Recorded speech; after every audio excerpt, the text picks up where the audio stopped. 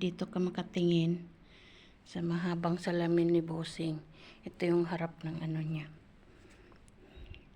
Yan yung bahay ni Sir Ahmad, kapatid ni Bossing. Yan ang pinto, isa lang pinto namin. Yan ang bahay niya, puti. Oh. Bakante na guys. Wala nang tanim.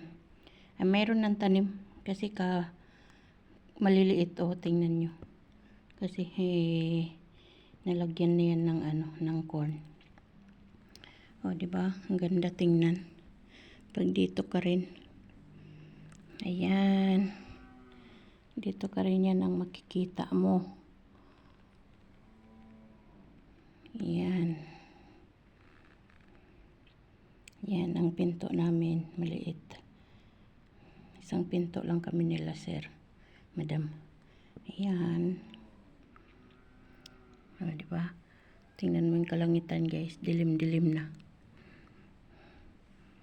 Umulan na, oh. Tingnan nyo yung basa na yung yung sahig. Ayan. Umakyat lang ako dito kasi nagsira ako ng pintuan. Bye-bye.